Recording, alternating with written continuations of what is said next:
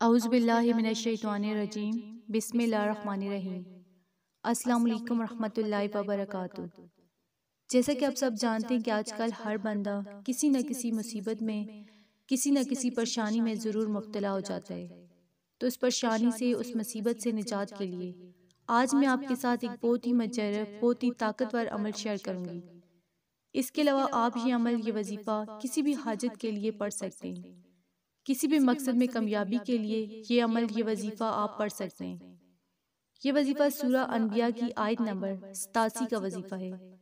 اس آیت مبارکہ کو دعائے یونس بھی کہتے ہیں، اور اس کے علاوہ اس آیت مبارکہ کو آیت کریمہ بھی کہتے ہیں۔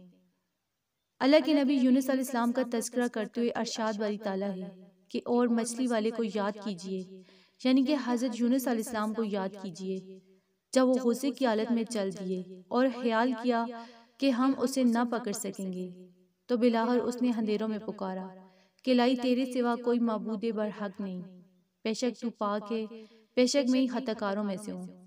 تو ہم نے اس کی پکار کو قبول کیا اور غم سے نجات دی، اور ہم ایمان والوں کو اسی طرح نجات دیتے ہیں۔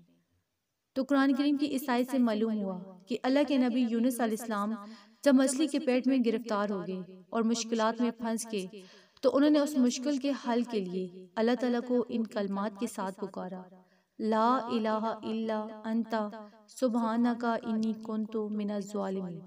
تو اللہ نے انہیں اندھیروں سے نجات دے دی اور بتا دیا کہ مشکلات کو حل کرنے والا، مصائب و بلیات سے نجات دینے والا، دعاؤں کو سننے اور قبول کرنے والا صرف اللہ تعالیٰ ہے، اور مشکل سے نجات صرف انبیاء علیہ السلام کے ساتھ خاص نہیں، بلکہ کوئی بھی ایمان والا اللہ تعالیٰ کو اگر پکارے تو اس کی دعا سنتا ہے اور قبول کرتا ہے۔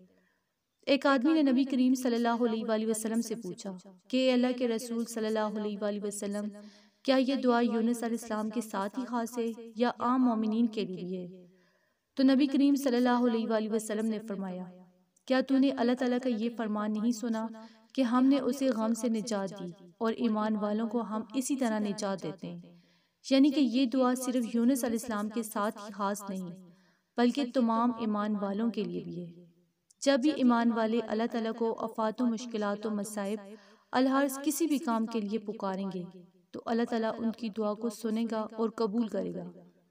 تو اس لیے جو شخص ضرورت مند ہے وہ خود یہ الفاظ، یہ دعا اللہ کے حضور کرے، اپنی حاجت اللہ کے سامنے رکھ کر اسے پوری توجہ کے ساتھ پڑھے، تو اللہ تعالیٰ اس کی دعا کو کبھی بھی رد نہیں کرے گا۔ تو یہ آیت اتنی زیادہ فضیلت والی ہے۔ تو آیت کریمہ کا آج جو عمل، جو وظیفہ آپ کے ساتھ شیئر کروں گی، یہ وظیفہ صرف ایک دن کا ہے، اور اس ایک دن کے اندر اندر اللہ تعالیٰ آپ کی ہر طرح کی حاجت کو پورا فرما دے گا۔ تو چینل پر نئے آنے والے بہنوں اور بھائیوں سے گزارش ہے کہ چینل کو سبسکرائب کر کے ساتھ ہی لگے گھنٹی کے بٹن کو دبا کر آل نوٹیفیکیشن پر کلک کر دیں، تاکہ میری ہر نئی آنے والی ویڈیوز کی اپڈیٹ آپ تک بر وقت پہنچتی رہے۔ جزاک اللہ۔ تو اب اس عمل کو، اس وظیفہ کو آپ نے پڑھنا کیسے ہے؟ پڑھنے کا طریقہ کار اچھی طرح سے سن لیں اور سمجھ لیں۔ جیسا کہ میں آپ کو بتا چکی ہوں کہ یہ عمل، یہ وظیفہ آپ کسی بھی حاجت کے لیے، کسی بھی مقصد کے لیے پڑھ سکتے ہیں۔ بس آپ نے مکروہ اوقات کے علاوہ جن اوقات میں سجدہ کرنا منع کیا گیا ہے، ان کے علاوہ آپ نے 2 رکعت نماز صلاۃ الحاجت کے ادا کرنے۔ اب یہ نوافل آپ نے کیسے ادا کرنے، ان کا طریقہ کار بھی اچھی طرح سے سن لیں اور سمجھ لیں۔ ان نوافل کی نیت آپ نے اس طریقے سے کرنی ہے کہ میں 2 رکعت نماز صلاۃ الحاجت پڑھتا ہوں یا پڑھتی ہوں، خاص اللہ واسطے، منہ میرا کعبہ شریف کی طرف، اللہ اکبر۔ نیت کرنے کے بعد پہلی رکعت میں سورہ فاتحہ کے بعد آپ کوئی بھی سورہ مبارکہ پڑھ سکتے ہیں۔ سورہ اخلاص پڑھ لیں، سورہ کوثر پڑھ لیں، یا اس کے علاوہ کوئی بھی آپ سورت پڑھ لیں۔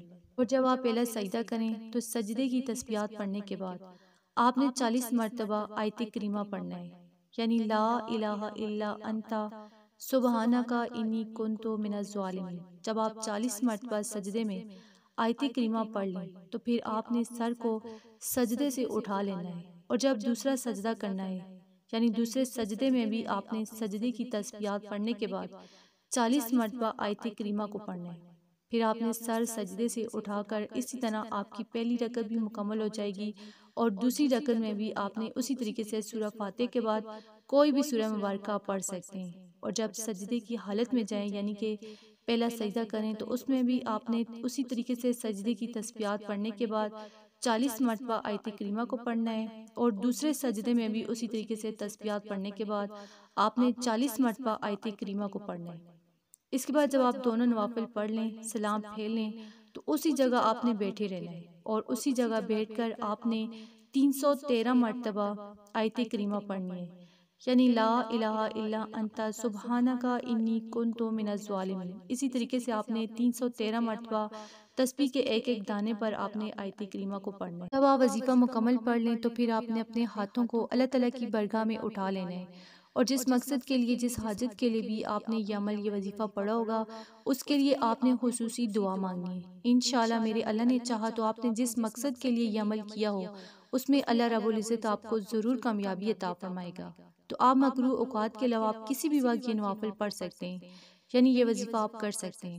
جب بھی آپ کو کوئی حاجت درپیش آئے، کسی بھی دن، کسی بھی وقت، تو آپ یہ عمل، یہ وظیفہ پڑھ سکتے ہیں۔ بہت ہی مجرب، بہت ہی طاقتور عمل ہے۔ تو اللہ رب العزت سے دعا گو ہوں کہ اللہ پاک میرے ان بھائیوں کو، ان بہنوں کو یہ عمل، یہ وظیفہ پڑھنے کی توفیق دے جنہیں اس وظیفہ کی ضرورت ہے، اور صدقہ جاریہ سمجھ کر دوسروں کے ساتھ شیئر کرنے کی توفیق عطا فرمائے۔ پیارے آقا صلی اللہ علیہ وآلہ وسلم کی پیاری پیاری سنتوں پر عمل کرنے کی توفیق عطا فرمائے، 5 وقت کا نمازی بنائے، صراط مستقیم پر چلنے کی توفیق عطا فرمائے، آمین۔ تو پھر انشاءاللہ کسی نئی ویڈیو کے ساتھ، اچھے اچھے وظائف کے ساتھ آپ کی خدمت میں دوبارہ حاضر ہوں گے۔ تب تک کے لیے اجازت دیں۔ السلام علیکم ورحمۃ اللہ وبرکاتہ۔